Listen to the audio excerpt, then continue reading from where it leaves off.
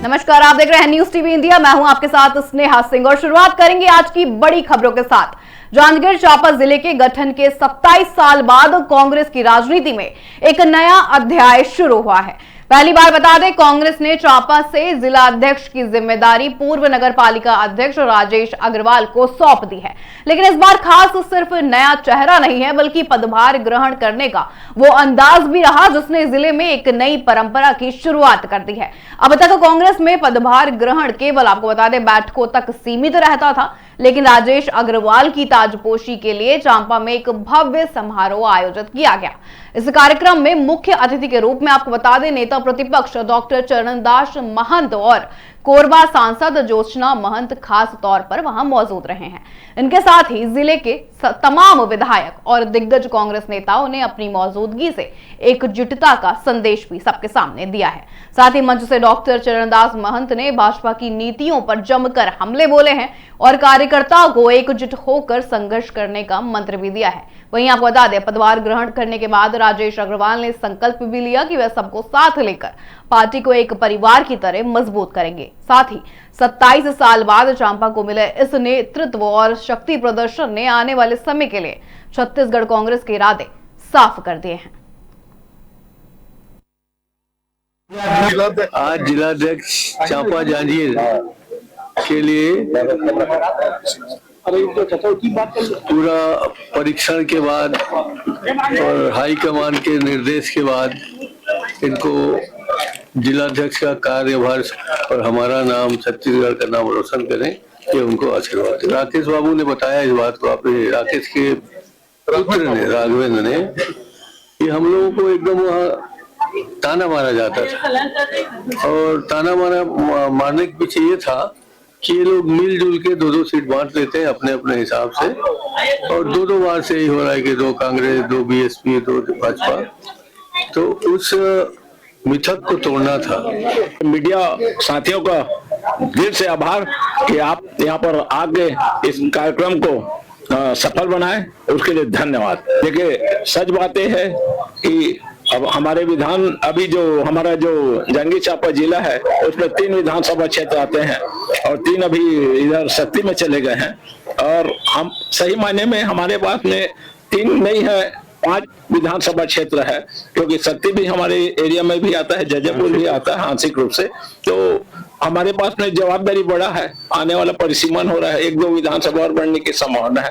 तो हमारी युवा कांग्रेस में हमारे काम करे वाला के ऊपर डिपेंड करते।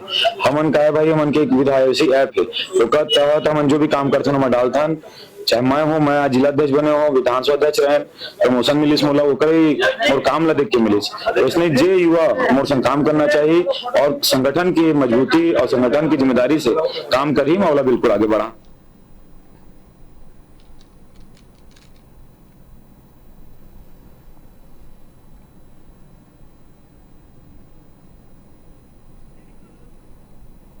जांजगीर चांपा का नया अध्याय यहां से शुरू हुआ है।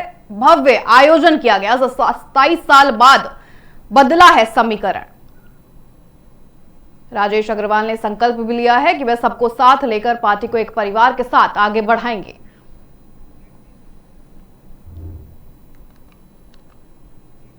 चलिए रुक करते हैं अगली खबर का। धमतरी में विभिन्न किसान संगठनों ने धान खरीदी में हो रही समस्याओं को लेकर कलेक्ट्रेट में प्रदर्शन किया है। बता दें, और धान खरीदी में किसानों को परेशान नहीं करने की मांग भी शासन प्रशासन से अब कर दी है। इस दौरान किसान अपने गले में हम चोर नहीं के तख्ती लटकाए हुए नजर भी आए। किसान यूनियन का साफ कहना था कि समर्थन मूल्य में धान खरीदी में शुरू से ही भारी अव्यवस्था देखने को मिल रही है। लगातार पहले किसानों को धान बेचने टोकन के लिए भटकना पड़ता था, वहीं भौतिक सत्यापन के नाम पर किसानों से चोर जैसा व्यवहार भी किया जा रहा था, जिससे किसान अपने आप को अपमानित महसूस कर रहे थे। साथ ही बता दें, अधिकारियों द्वारा किसानों से जबरदस्ती रकबा समर्पण भी कराया जा रहा है। किसानों ने यह भी कहा है कि कई किसानों का टोकन नहीं कट पाया है। दूसरी ओर टोकन वाला सॉफ्टवेयर बंद हो गया है। ऐसे में किसान अपनी उपज को बेचना काफी चिंतित इसलिए नजर भी आ रहे हैं। वहीं किसानों ने चेतावनी अब दे डाली है कि अगर उनका धान नहीं बिका तो 31 जनवरी को परिवार सहित कलेक्ट्रेट में आत्मदाह करेंगे। किसानों का आरोप यह भी है कि धान नहीं खरीदने किसानों को सरकार परेशान लगातार कर रही है। देखिए ये खास रिपोर्ट।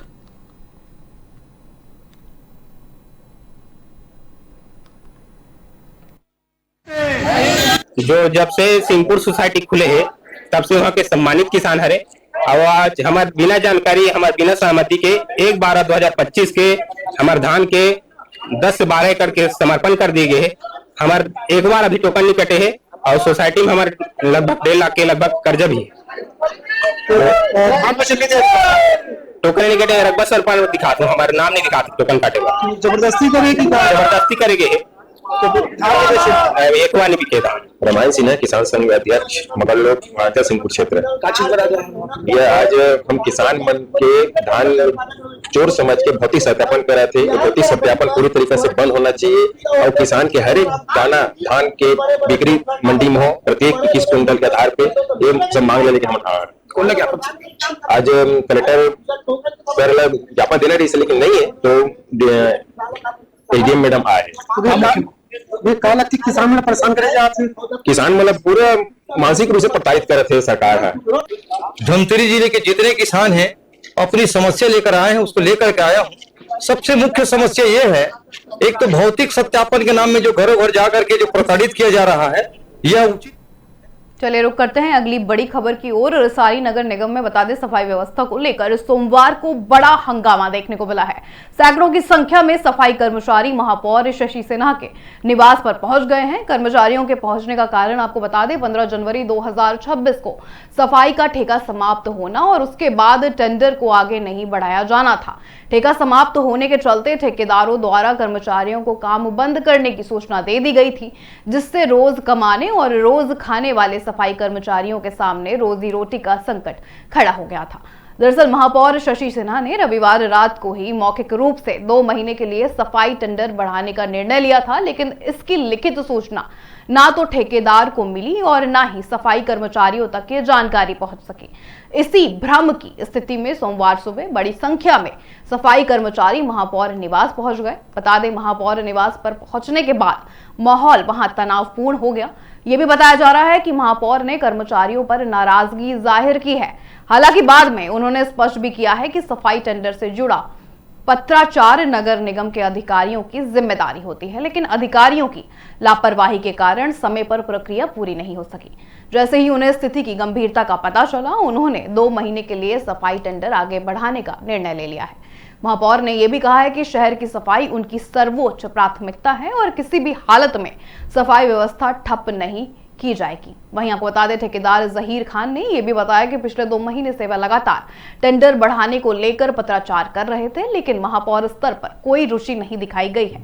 उन्होंने आगे यह भी कहा कि समय रहते निर्णय नहीं लिए जाने के कारण आज ये स्थिति बनी हुई है। फिलहाल आपको बता दें 2 महीने के लिए काम बढ़ाया गया है, जिससे अब शहर की सफाई व्यवस्था सुचारू रूप से चलती रहेगी। सादा और सिंपल है। मेरी कंपनी को काम पिछले वर्ष मिला 16 जनवरी 2025 से 15 जनवरी 2026 तक हमारी निविदा थी। एग्रीमेंट था नगर निगम रिसाली के साथ और इसकी पूर्व सूचना मैं 1 महीने पहले लगभग 17 दिसंबर को ही मैंने कार्य समाप्ति के विषय में आयुक्त महोदय को और सभी विभाग को ये जानकारी दी थी पत्र के माध्यम से कि कार्य हमारा 15 जनवरी को खत्म होगा और 16 से हम बंद कर देंगे कार्य, या तो आपका कोई आदेश प्राप्त हो। लेकिन उसके बाद किसी भी तरह का आदेश प्राप्त नहीं हुआ। फिर मैंने खत्म होने के 15 जनवरी को जब खत्म हो रहा था कार्य, उसके 2 दिन पहले भी सूचना दी, लिखित रूप में सूचना, दोनों सूचना लिखित रूप में दी मैंने। मेरे यहाँ सफाई कर्मचारी निवास पर आए थे और 7 तारीख के MIC में विषय में आया था कि समय वृद्धि बढ़ाई जाए। फिर MIC में हमने आयुक्त मैडम से चर्चा भी किया कि 15 जनवरी तक इनकी समय अवधि समाप्त हो रही है, इसके पहले निविदा प्रक्रिया को जारी करना चाहिए, पर उन्होंने ऐसा नहीं किया और सीधा विषय सूची में लाया गया है कि समय वृद्धि बढ़ाई जाए। तो जनहित का मामला है और जनहित का मामला को देखते हुए हमने MIC में समय वृद्धि बढ़ाने के लिए कहा और पास भी हुआ। 7 तारीख के जब समय अवधि MIC में आने के बाद 7 तारीख को हमने किया है, तो अवगत होना। चलिए रुक करते हैं अगली खबर का। छत्तीसगढ़ के कांवरदो और बता दें महासमुंद जिले में धान चूहों द्वारा आपको बता दें खा जाने के दावे को लेकर अब राजनीति पूरी तरह गरमा चुकी है। इस मुद्दे को लेकर आज कांग्रेस के कार्यकर्ता और पदाधिकारी बड़ी संख्या में दुर्ग कलेक्ट्रेट पहुंचे हैं और कलेक्टर अभिजीत सिंह को मुख्यमंत्री के नाम ज्ञापन भी सौंप दिया है। साथ ही कांग्रेस ने इस पूरे मामले को भाजपा सरकार के भ्रष्टाचार से जोड़ते हुए निष्पक्ष जांच की मांग भी करती है। बता दें कांग्रेस के जिला अध्यक्ष राकेश ठाकुर ने यह भी बताया है कि 20 तारीख मंगलवार को दुर्ग कांग्रेस भवन से एक अनोखा विरोध प्रदर्शन किया जाएगा। इस दिन कांग्रेस कार्यकर्ता चूहा बारात निकालते हुए कलेक्ट्रेट पहुंचेंगे और प्रतीकात्मक रूप से कलेक्टर को मुख्यमंत्री के नाम चूहा सौंपेंगे। कांग्रेस का यह भी कहना है कि सरकार जिस तरह से धान घोटाले का ठीकरा चूहे के सिरों फोड़ रही है उसी के विरोध में ये प्रदर्शन किया जा रहा है। उनका कहना है कि सारा का सारा नाम चूहों के ऊपर लगा दिया जाता है, इस वजह से अब ये प्रदर्शन वो आगे करने जा रहे हैं। साथ ही जिला कांग्रेस अध्यक्ष राकेश ठाकुर ने यह भी कहा है कि भाजपा सरकार का भ्रष्टाचार अब उजागर हो चुका है। उन्होंने आरोप लगाया है कि कांवरदा में करीब 7 करोड़ रुपए और महासमुंद में लगभग 5 करोड़ रुपयों का धान गायब हुआ है और अब सरकार इसे चूहों द्वारा खा जाने की कहानी बताकर जनता को गुमराह कर रही है। राकेश ठाकुर ने यह भी कहा कि ये बेजुबान जानवरों पर दोष मढ़ने का प्रयास है, जबकि असल में जिम्मेदार लोग खुलेआम भ्रष्टाचार कर रहे हैं। देखिए ये खास रिपोर्ट। देखो आज हमन ज्ञापन सौंपे बराहन कलेक्टर साहब ला मूसवा मन के बारात निकाला था हमन मंगलवार के। हर मास खत्म हो गए, शादी सीजन फिर चालू हो गया अब, तो मूसवा मन के बारात लेके हमन कलेक्ट्रेट आने वाला हवन। 14 मूसवा जो है वो आही नाचत कूदत बारात में आही और कलेक्ट्रेट आके हमन मुख्यमंत्री के नाम कलेक्टर ला मूसवा घलोक सौंपो। और इवन भी आइए जल्दी आओ भैया। हाँ यादव जी ठीक है ठीक। चलिए रुक करते हैं अगली खबर का। अगली खबर आ रही है जांजगीर चांपा जिले से, जहां बता दें 20 लाख रुपए से अधिक की बड़ी लूट का पुलिस ने खुलासा कर दिया है। जी हां, साइबर टीम और थाना चांपा पुलिस की संयुक्त कार्रवाई में मास्टरमाइंड समेत 4 आरोपी गिरफ्तार कर लिए गए हैं। ये सनसनीखेज वारदात बता दें थाना चांपा क्षेत्र की है, जहां अरविंद इंडस्ट्रीज के सुपरवाइजर से लूट की गई थी। साथ ही पुलिस के मुताबिक इस लूट की साजिश करीब 2 महीने पहले रची गई थी। 9 जनवरी को आरोपियों ने कौसमांदा तालाब के पास पीड़ित की आंखों में मिर्च पाउडर डालकर उसका अपहरण किया पहले तो, फिर जबरन कार में उसे बैठाया और नकदी से भरा बैग लूट लिया। उसके बाद पीड़ित को आपको बता दें मैनपाट ले जाकर जान से मारने की नीयत से गहरी खाई में धक्का भी दिया गया है। बता दें पीड़ित पूरी रात खाई में फंसा रहा और अगले दिन किसी तरह पुलिस तक पहुंचा।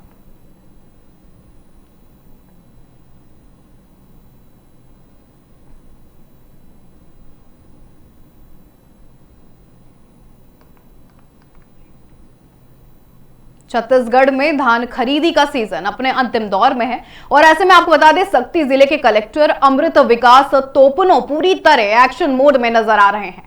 कलेक्टर ने आज आपको बता दें कलेक्ट्रेट में सभी नोडल अधिकारियों की एक अहम बैठक ली है और 2 टूक शब्दों में चेतावनी दी है कि धान खरीदी और टोकन सत्यापन में किसी भी तरह की लापरवाही बर्दाश्त नहीं की जाएगी। साथ ही बैठक के दौरान कलेक्टर ने सख्त निर्देश दिए हैं कि उपार्जन केंद्रों पर केवल किसानों की वास्तविक उपज की ही खरीदी हो। इसके लिए उन्होंने आपको बता दें पीवी ऐप के जरिए भौतिक सत्यापन को अनिवार्य कर दिया है। साथ ही कलेक्टर का यह साफ कहना था कि टोकन जारी होने से लेकर धान की बिक्री तक पूरी प्रक्रिया कड़ी निगरानी में होनी चाहिए ताकि किसी भी तरह की गड़बड़ी की गुंजाइश ही आगे ना रहे। इसके अलावा कलेक्टर ने आपको बता दें बारदानों की उपलब्धता और धान के रखरखाव की भी समीक्षा की है। बैठक में जिला पंचायत सीओ वासु जैन और अपर कलेक्टर बीरेंद्र लकड़ा समेत तमाम विभाग के अधिकारी वहां पर मौजूद रहे। कुल मिलाकर कलेक्टर के इन सख्त निर्देशों से यह साफ हुआ है कि शक्ति जिला प्रशासन का पूरा फोकस निष्पक्ष, पारदर्शी और सुचारू धान खरीदी पर है ताकि असली किसानों को उनका हक मिल सके।